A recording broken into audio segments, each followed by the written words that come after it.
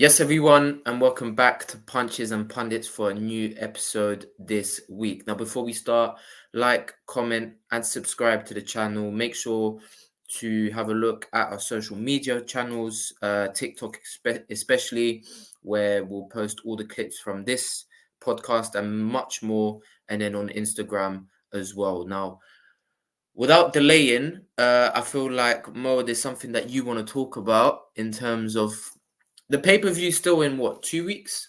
I think it's on the 15th. But I don't know, man. There's this one guy that's fighting on the main event, and he's just a little bit.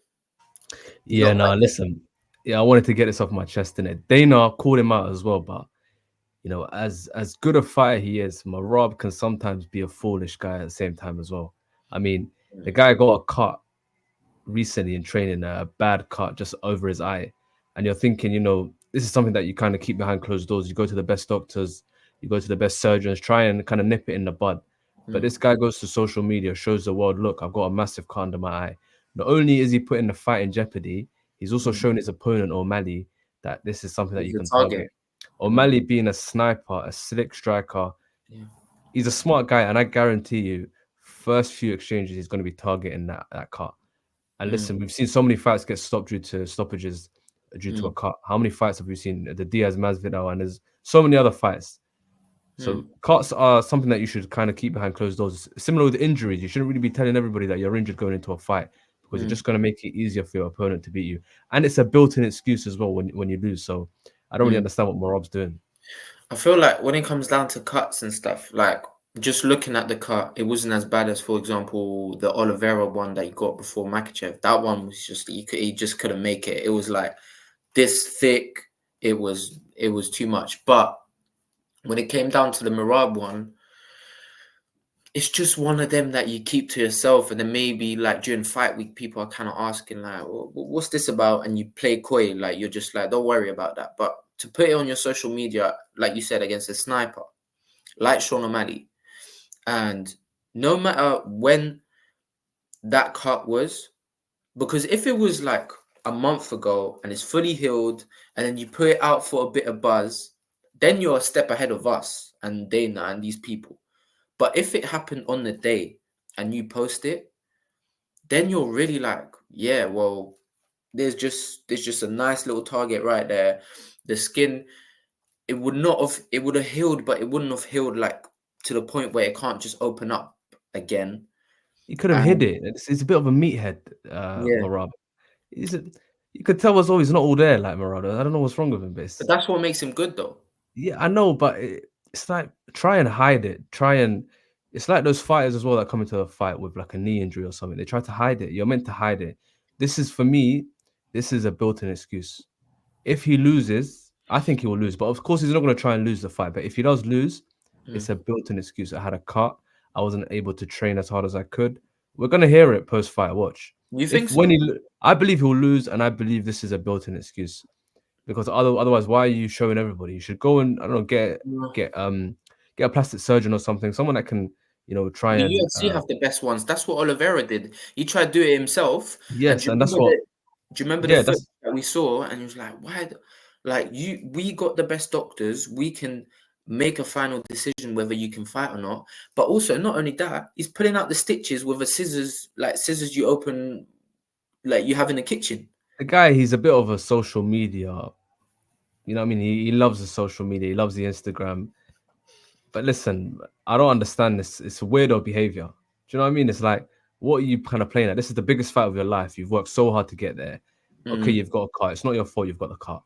But come on, take measures. Either pull out the fight or try and get the best doctors, the best plastic surgeons, get the UFC involved and try and hide it. Try and show up to the fight because you're fighting a killer in O'Malley. He's not a guy that's just gonna let you off the hook. And now that he knows he's got a car, he is going to be throwing jabs from the get go, straight jabs. He already had the advantage in the range.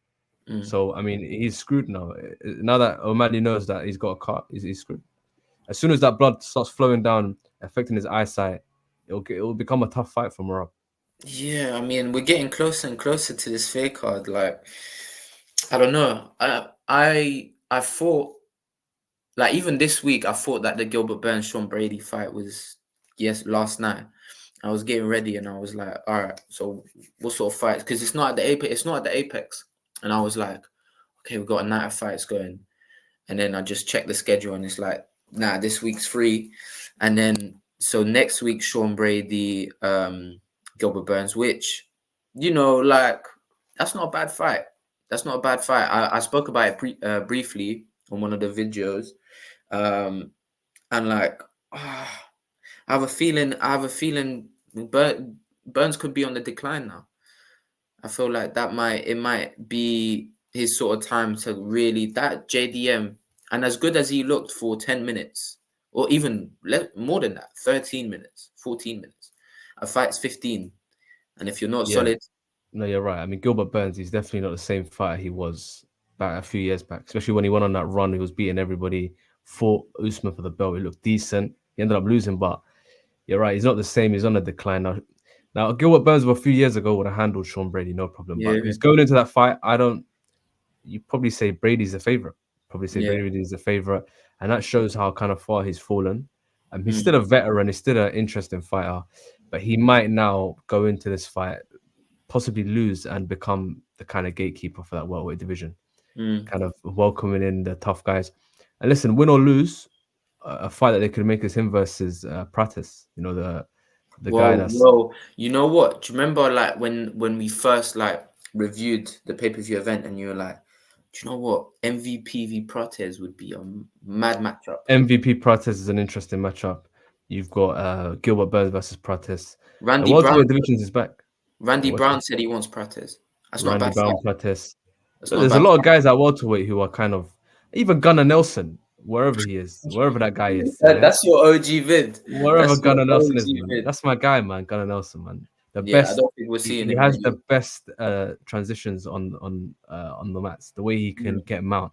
He can get mount on anybody. That guy. That guy's a yeah. freak. But I don't But know where he is, man. I don't think he like I wants to said, if fight. if Protez has even half decent takedown defense and just a little bit of wrestling and keeps it on the feet, it's problematic. And talking of other fighting nerds, I made a video about it, but man, the main event last weekend was nuts, bro. The Borralho is Baralo Canone, yeah. it was It's real. back and It's real. forth. He can crack. He can Bro, he crack. had He might Cannonier. be. Yeah. He might be what Costa thinks. You know what Costa thinks he is. Baralo might Yeah. really be that guy. But Similar build, same country. he's a better grappler That's what though. I'm saying. And he can crack. So I mean, listen, it's onwards and upwards for Baralo. We definitely have a contender now. Who would you say What's is Izzy? next for He wants Baralo? Izzy. It was Izzy. Izzy might kind of sit out for a while though. Kind of recover from Yeah, that but loss he because said it was a tough loss. It was a tough Eugene loss. Behrman. I know, but Eugene Behrman said that he's gonna fight from now to the end of the year. So if he's gonna fight from now to the end of the year, there's not that many names that he can Nah, there's fight. not. The winner of Hamzat, or if Hamzat wins, he's not going to fight with him again. That's You've yeah. got Baralo. You've got, I mean, who else is there that can kind of get him that title shot? Izzy doesn't want to fight a few times. He wants to get one more win and get a title shot. So I don't think there's a you're right. name. I don't think there's a name value guy that will be able to be Mm, ready to fight him from now to the end of the year. no, you're right. It probably has to be Baralo, possibly Chimaev if he wins. Possibly Um, the winner if Imavov wins again, yeah, Imavov versus Izzy would be a good striking matchup.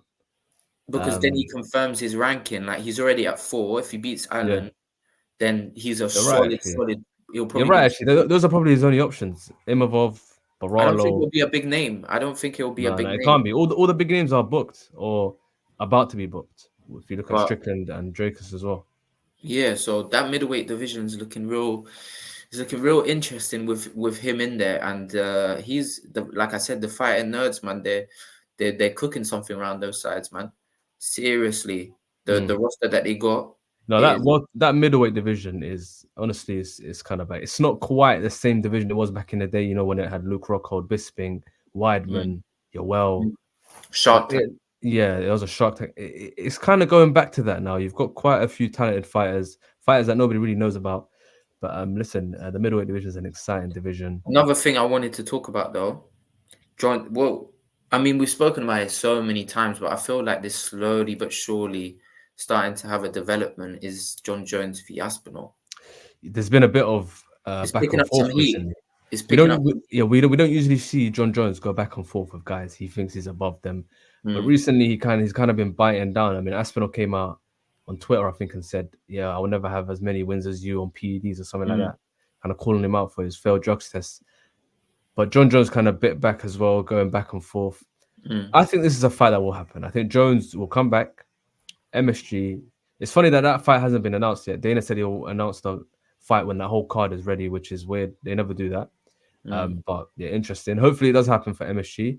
Jones wins, takes minimal damage, and we get to see Aspinall versus Jones early next year. That's for me. That's perfect. Perfect. Yeah, that's the key word. That's the perfect Yeah, scenario.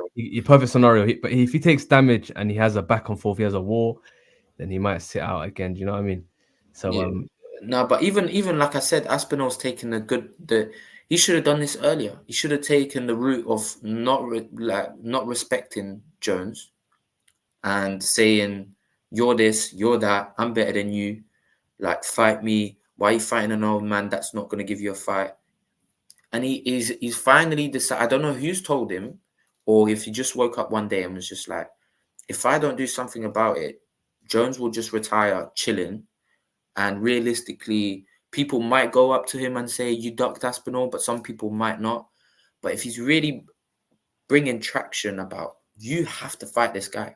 He is better than any upcoming fighters you've ever fought.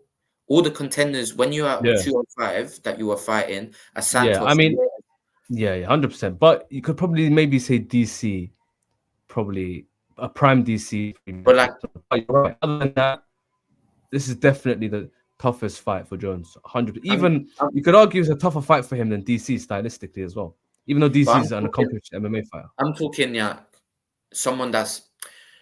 This is the question, and Dana said it. Is Tom still building himself up?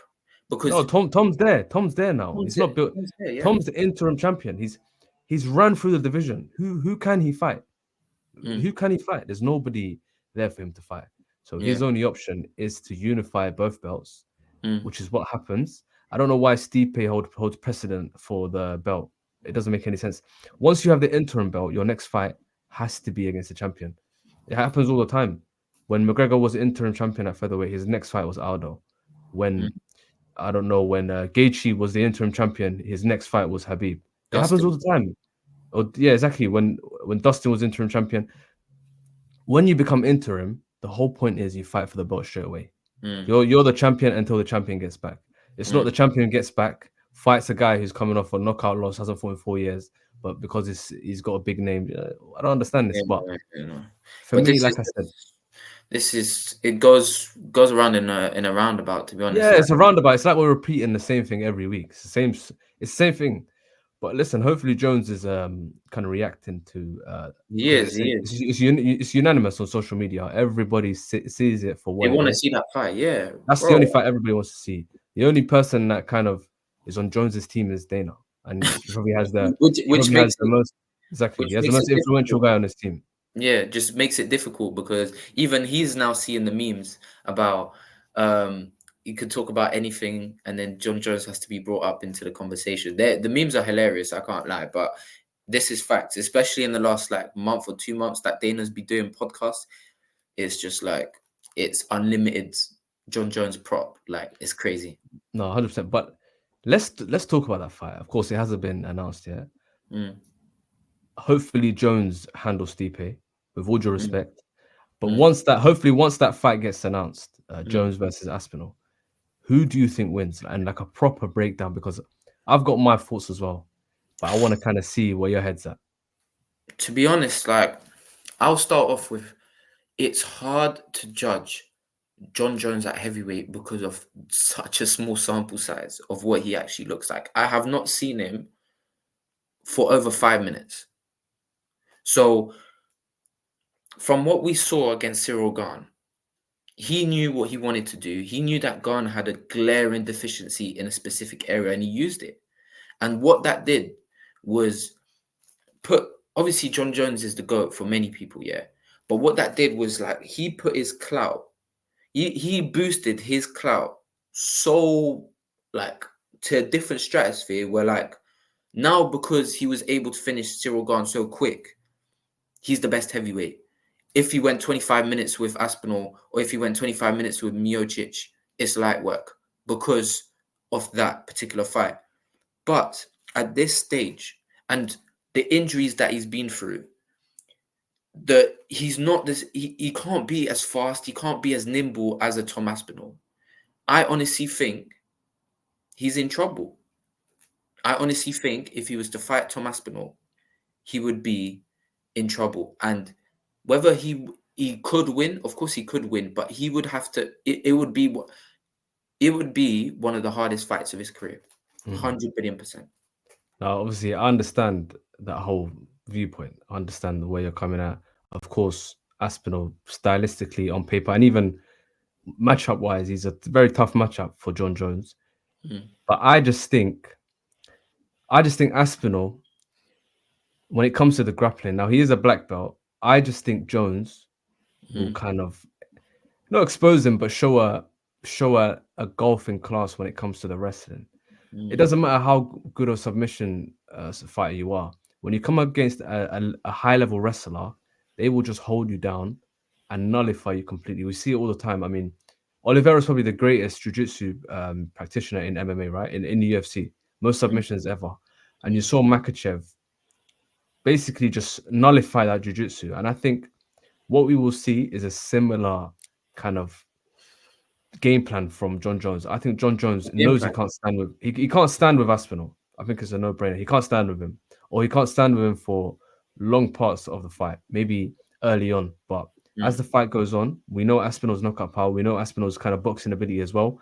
It's not wise for Jones to stand with Aspinall. So that's out the window. I think early on he is going to shoot, and I think he'll just hold him down and nullify him. I don't think Aspinall is a better wrestler than Jones. I don't think he's a better wrestler than Jones, and I don't think he can stop the takedowns. So what I am seeing and what I think will happen is Aspinall might even be the favorite going into this fight. The way Jones is getting kind of disrespected, but it's kind of deserved as well because Jones doesn't want to prove himself and fight him. So you can't really say Jones has no leg to stand on when it comes to that. But when the fight happens and as it gets closer, I just think Jones, who's a very intelligent fighter for all his theatrics, he's a smart guy. He has a very, very good team as well behind him. He will do his homework and he will find holes in Aspinall's game. And I honestly think he will dominate him in the grappling. I think it may even be a late stoppage. And this is one thing as well. You spoke about sample size. Now, Aspinall's fought a lot. We've seen a larger sample size, but we have not seen Aspinall in the championship rounds. And I know I say that. I've said this before. I've never seen Aspinall in a tough back and forth fight where he's had to dig in, go into the fourth, the fifth. I've seen Jones have those wars. He had it against Gustafsson. He had it against DC. Of course, it was a lower weight class. But I've seen Jones not have it his way and still end up victorious. This is something that we have not seen. All his fights at Aspinall have been first round or second round finishes, quick knockout wins or quick submission wins. He is not going to have that same luck against John Jones. I don't think he can knock out Jones early on. He's too smart. He will have to dig in and we'll see what Aspinall's made of. Now, it's hard for me to predict that Aspinall will win because I have not seen him in the later rounds, in the championship rounds. So basing it off that and basing it on what I know, concrete, Jones is definitely the better wrestler for me and Aspinall is the better striker. I just think Jones will come with the right game plan, drag him into deep waters and just dominate him in the wrestling, possibly even stop him. That's what I think will happen. I hear that argument as well, but I don't think Cyril Gane and Tom Aspinall's wrestling game are even the same stratosphere. No, you're right, 100%. But I just think Jones is that good a wrestler. He took down DC. Probably DC is Olympic level. Do you know what I mean? So listen, there's a lot of ways this fight could go, and like I said, it wouldn't surprise me if Aspinall won because he's that good. I think I'd be able to give a better prediction after he fights Miocic. It's hard to say now. Do you know what I'm trying to say? Right. It is a bit early, yeah. But one thing I wanted to talk to you about, is obviously something that's hotting up as well. Well, actually, let's dive into this as well because Dana's basically teased. He's teased everything. He said, well, Oliveira is going to get fight news very soon. Absolutely no idea who he's going to fight. McGregor spoke to Dana, so it should be 310, the last card of the year. Fingers crossed. But the Oliveira one is like, and Dustin Poirier said he's got one more. Could it be? Could it be Oliveira Poirier too? Possibly. It could be Poirier Gaethje 3. They're 1-on-1. Gaethje's coming off a loss. Poirier's coming off a loss. That's an interesting one. Mm. For Oliveira, I'm not too sure, to be honest. What if it's Paddy? What if it's Paddy Pimblett getting? It could be. You never know. It could be an interesting fight. Paddy's coming Bobby? up with a submission win over Bobby Green. You know, of course, Oliveira's the best jiu-jitsu fighter in the UFC. An Mm. interesting fight. I'm not really too sure with the lightweight division. I mean, it's But it's a tough one. would that fight even be at 155? Maybe it's Oliveira Kobe. What fight would be at 155? No, I'm saying maybe it's Oliveira v Kobe. Yeah, there were talks of Oliveira going up to 170. It could be Oliveira. It could be Oliveira against another contender at welterweight. It depends on what Oliveira wants. Does Oliveira still feel like he could be the champion at 155? Does he still have that hunger? If he Mm. still believes he's in the mix, then he'll probably be at 155. But if he doesn't think he can become champion again at 155, they could Mm. just possibly move him up to And 170, give him another fight. Sarukian is mentioning about this interim belt, which is, I don't know how long Islam's going to be out for with his hand injury, but the more he talks, because it obviously was meant to be before, and then now he doesn't need to do that anti-bullying video, which he was like, I don't need to do it, so therefore I'm not going to do it. Yeah, And it then, doesn't exactly. Yeah, probably the so end of the year, but I don't think we'll see Makachev at the end of the year, especially now that they're teasing McGregor Chandler for that final card. We might see Makachev early 2025. So yeah, there's no real contenders as well to make the interim belt. Who's gonna fight Sarukian for that interim belt? You can't do Oliveira again. Dustin, Do you know what I mean? You can't. Yeah, but Dustin's coming off a loss. Do you know what I mean? close It's fight like though. it was a close fight, but still, it's like, can you give him an interim belt coming off a loss? You know what I mean? Name There's value, no real. but Yeah, I then you would mean, have to fight it's just again. the lightweight division would. Yeah, but with the lightweight division, it's just the same guys kind of fighting each other all over again. Do you know what I mean? It's a bit. Volkanovski, Charles v Yeah, I Volkanovski. mean, yeah, that was But then, actually a rumor. but Volkanovski then, going up in weight, but why would you? Volkanovski came out and doubled down and said he wants to fight um, for the belt at 145. So Yeah, I don't. I doubt we'll see I that. mean, he would risk him not getting another title shot again in his career. No, he's definitely staying at 145. He's got that pride. He's got that ego. Now that, of course, Topuria versus Holloway has been announced, he definitely wants a kick at. He wants it, especially if Topuria wins. He wants that Topuria loss again because he's beaten Holloway enough times. You know what I mean? I But that honestly, fight there is a fight we could talk about as well. We could talk about that fight. That's a very high level fight. That fight right there, a bro, very tough fight. the there's a the Topuria Holloway fight. I'm telling you now is like my most anticipated fight in so long, bro. I even No, listened to it's an amazing Topuria's, fight. I listened to Topuria's recent interview, and he was like, if Holloway wants to do this, he's gonna need a helmet. Like, bro, I'm like, But Holloway is that wild and crazy that he will do it. But I don't know why Topuria is saying if he does it in the first round. Holloway never does that in the first round.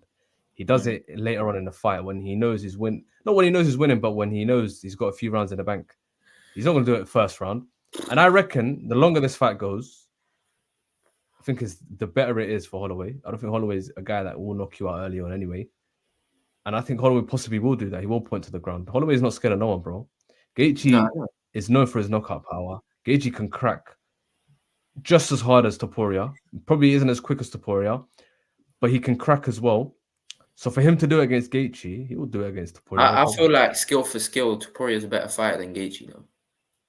No, you're right. You're right. Skill for skill, So he is. it's one of But them. Like, Gaethje's an accomplished fighter as well. Gaethje's not some scrub, but of course no, of Topuria course is a not. bit better. Of course not. But But like I said, if he can handle and eat Gaethje's power, Topuria needs to be very careful. And one thing Topuria is doing, he's completely ruling out Holloway. Like he's dismissing him completely.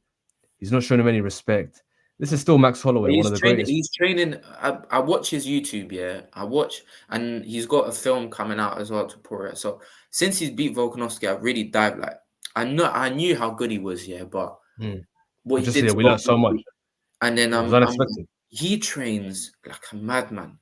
So he might be doing all of this, But in the gym, he's not taking Max Holloway lightly. I'm sure of that. And like, You can't take him lightly. If he of does course, take him lightly, it won't end up good for him. yeah. That's how good Max Holloway is. My prediction is not just regarding this fight. I don't think we'll get to see this fight just once. I feel like we'll get to see this fight a couple It'll times, be that good, yeah. two or three times. No, 2 or 3 times, honestly, because I mean, I've got my boy Diego Lopez there, yeah, and he's fighted in 2 weeks. Do you know what I'm trying to say? And Mm. even Topuria was like, listen, Lopez is always giving me respect. So if he gets a good win against Ortega, do you know what I'm trying to say? We can see what we can do. But man, it feels like Topuria and Holloway, it might be there, and then everyone else is just a little bit there. Do you know what I'm trying to say? Exactly, exactly. I That's mean, why we get you could even throw Volk in that mix, yeah, possibly. Those three, and a big jump between them and the rest of the weight class. But we'll yeah, learn a lot more about Lopez as well when he fights Ortega. Of course, a talented fighter. Ortega's probably a big step up for him as well. You know, in terms of name, what Ortega's done as well in the sport. Ortega was a contender a few years back. Still a great good fighter. fighter. Ortega's Yeah, a great fighter. it's still a good fighter now as well. So it'll be interesting as well, and I'm looking forward to the grappling exchange, the Oh, exchanges that we'll see on the it's gonna be mats, crazy. It's gonna because be crazy. Lopez is a problem on the mats, and so is Ortega. So is But Ortega. Lopez got the advantage crack wise. I feel like if he cracks, Yeah, they're but then both. Yeah, again, yeah. I mean, he's got the chin of all chins. Do you know what I'm trying to tough say? guy. I mean, watch that fight against Holloway, where he was just getting licks after Against Volk. licks and still Against Volk. against Volk. You can crack, and he can take it as well. So very, very good fight, to be honest. But That's look at that. The rest of that card, though, it's a bit. You know what I mean? You've got a few fights that Shevchenko. are solid, but Grasso, obviously. that's a good fight. That's a good fight. That's What a is good it? fight. But It's a trilogy now, yeah.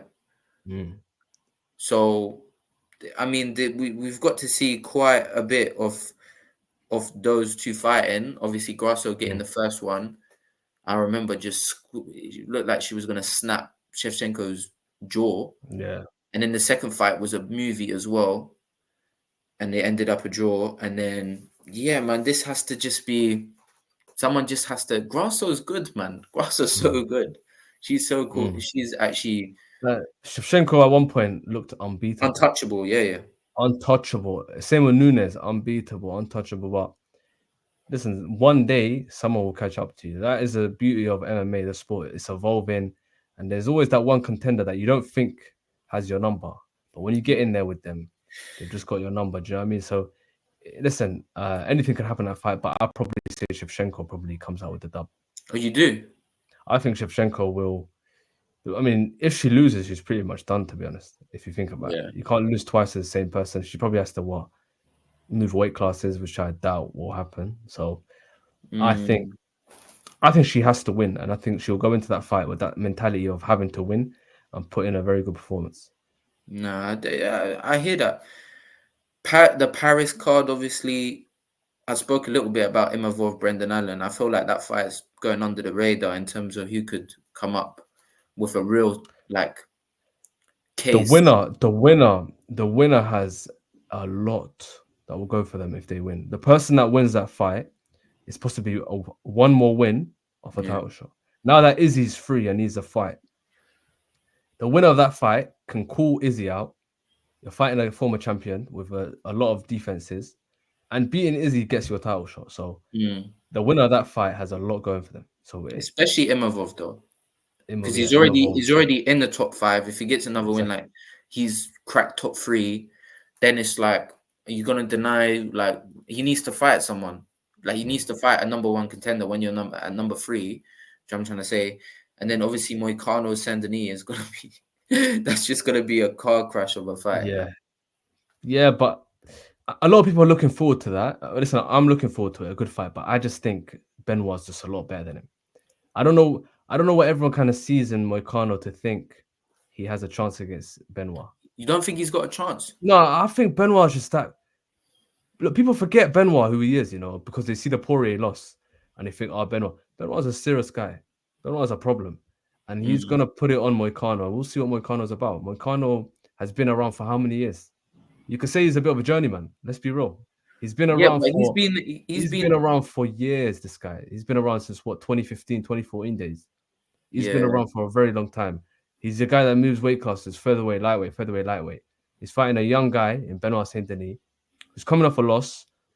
He's pointing towards the fact that he had a staph infection, which is the reason why he fought the way he fought, which is Changed a good teams. argument. He's changed teams as well, by the He way. changed teams, and he gave us evidence of the fact that he had a staph infection, so he wasn't lying about that. Yeah. He's gonna come in annoyed, and he's gonna put it on Moicano. I think Moicano's in trouble. Knock him out. I reckon he stops him. He stops him, and he's fighting Paris. exactly. He's fighting.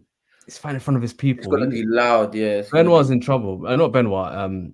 Moicano's in trouble. Moicano's in trouble. I can hear that argument. And another thing, what's happening with your boy Shavkat and Belal, man? They're going Yeah, back and forth. yeah, but I think Shavkat is my guy, but he needs to relax a bit. You know, you can't. He wants him to fight in what October. That's what kind of turnaround is that? And it's not like it was a tough fight, the Edwards fight. Edwards. I know Belal won, but it was especially towards the end. I mean, he got a nasty cut. You know, he put in a lot of effort to win that fight. It wasn't an easy fight. He won. It was a clear win, but it was a tough fight. He needs some time to recover. And if you want to fight him, maybe call him out for that last fight of the year. Do you know what I mean?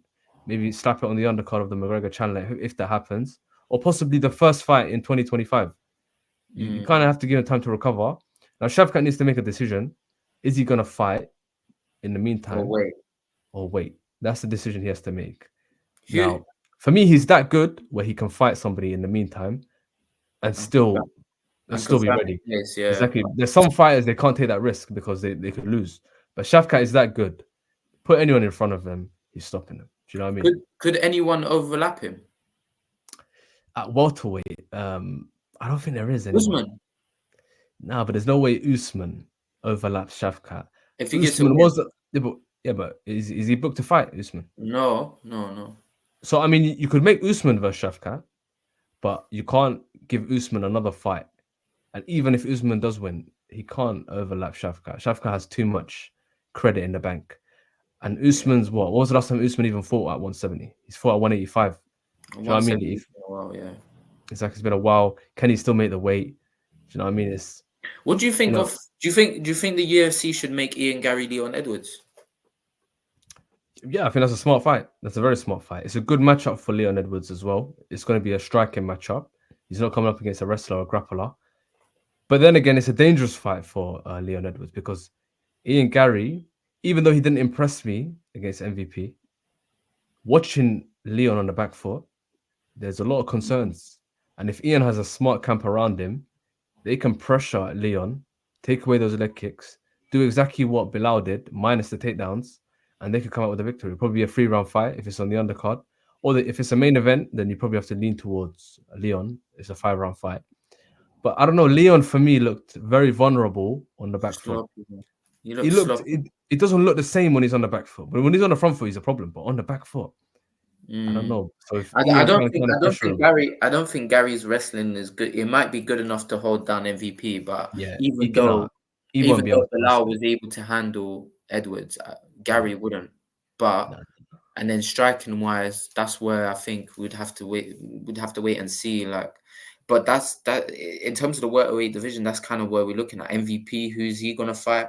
You know, he had Prates possibly. Prates MVP is a fun fight. Prates is a very fun, exciting fighter. I haven't been this excited about an up-and-coming fighter in a while. Funny guy as well, always having his little cigarette every post-fight. That guy doesn't care, bro. He's having the time of his life. My guess is Prates will be rookie. If there was an award for rookie of the year. Rookie of the year, yeah. 100%. Especially if he can get another fight. Especially if he can get another fight before the end of the year. Yeah. A little bit of a step up, possibly MVP. And that brings me back to, and this is something as well, the standard that we get on Dana White's Contender Series, it's ridiculous. It's honestly ridiculous. Prates is 30 years old, went onto the show, boom, done his thing, got the contract. Now he's 3-0 in the UFC. And not just 3-0, he's icing guys. He Yeah. is ice, and he just beat a good guy in Li Jingliang. Jin Liang's a good fighter. He's a good fighter. So the fact that he dealt with him, first Showed guy to levels. knock him out as well. First Yeah, guy to showed knock him out as well. levels. Showed And it levels. wasn't. He's a problem. That guy, a big problem. Bro, do you remember the? I don't know if you remember the other fight in the Gene Silver, the one that knocked out Drew Dober, that knocked out Charles Jourdain, who he sent to bantamweight.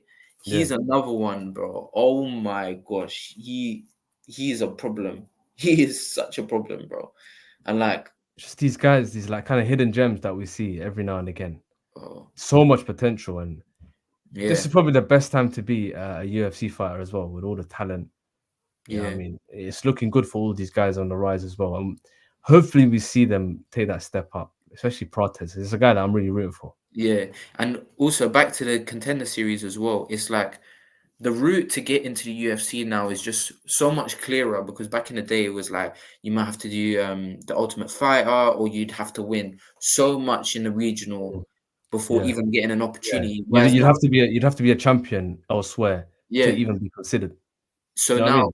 so now with the contender series, and the more it grows, the more people like my Tuesday nights. I am tapped in. I want to see. I've watched this guy in his first UFC fight, and I've seen this guy just go to a different stratosphere. Do you know what I'm trying to say? That's happened with a few people off the top of my head. Who? Jamal Hill. I watched Jamal on there. Hill. Sean O'Malley, obviously, in the Yeah. early ones. I mean, there's so many of just pure killers that That have come just like through Dana White's contender series. knockout, and you're Mm, just like, whoa, it's just a mm. madness. So, You probably say the Dana White contender series is better than the Ultimate Fighter at this point. 100%. I don't think that 100%. I don't think that's a conversation now. No, the I Ultimate honestly, Fighter is not the same. It doesn't have the same it's clout. just not the even the McGregor Chandler series. Yeah, I watched Mm. it, and like because it's McGregor and it's Chandler, Yeah, and like, yeah. but like it's not as good as it used to be. No No, way. no, I it's mean, not. It's Grasso, not. Shevchenko, like the Back Dana in the White, day, like when Uriah Hall was on there and things like that, that's when it was proper. Bisping, Yeah. Whitaker, Gastelum, like it Even I was. think wasn't Diaz didn't Diaz come through the Ultimate Fighter as well? Tony Yeah, yeah, yeah. Ferguson. Tony Ferguson. Yeah, Yeah, but no, that's when it was good. Now it's just you're right. Dana White contender series is probably producing better talent right now. and it's only for 10 weeks, and it's just like. Bro, it's just like every week you just expecting, and there's a lot of UK talent there as well. Mm. There's one who there's one. Oh, he's a flyweight. Oh, I can't find his name anymore, but he fought Is on it the the guy first. from Birmingham? No, no, no. He's from London, Mm, and he's a flyweight. And on my life, he cracks like a lightweight. He knocked mm. out the guy so fast. I need to find his name. He was cold. And then there was a teammate for Paddy who fights at his Yeah, gym. yeah, yeah. Luke Riley, I believe. Yeah, I And knew one of obviously them. he's had visa issues, yeah. But I was Mm. looking forward to seeing him as well. So in terms of UK talent as well, that's the one there. You keep winning Cage Warriors, you keep winning here Yeah. and there. Why I don't get them? Why don't they just host a series or an event, a Dana White contender series UK. in the UK where Dana comes over? Well, You know what I mean? that's what they're talking That is about. perfect. That's the That's what next they're move. talking about. You know how many guys are ready to fight right now? They're Top talking 100. about not just doing it in the Apex and traveling and going around. I think they would do the US first, Hold it but at one like a small arena here. There's so many little arenas you could hold it at. yeah, but they do looking for a fight. But Mm. yeah, no, I mean the Dana White Contender Series in the UK would be absolutely, but it's like logistics. Like he's not gonna come every week. Like, No, no, no. do you know what I'm trying to say? So we'll have to wait and see. But literally, other than that, what else been going on in the MMA world? It's Literally, been not nice. been kind of dry, isn't it? Yes.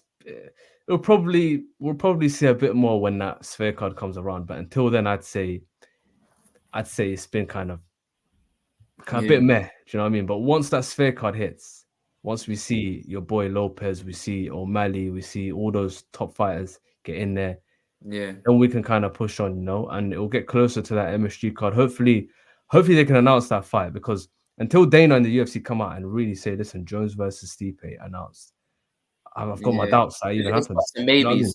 Yeah. Only maybes. Hopefully, we get to see the McGregor announcement. You Just you small skipped announcements.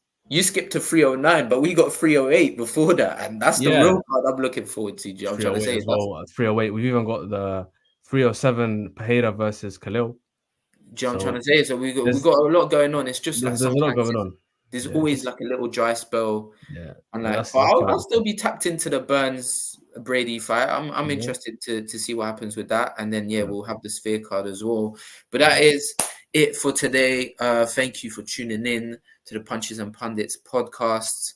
Like, comment, and subscribe. Make sure to check all the clips that we'll have from this episode on TikTok and on Instagram. And yeah, peace out.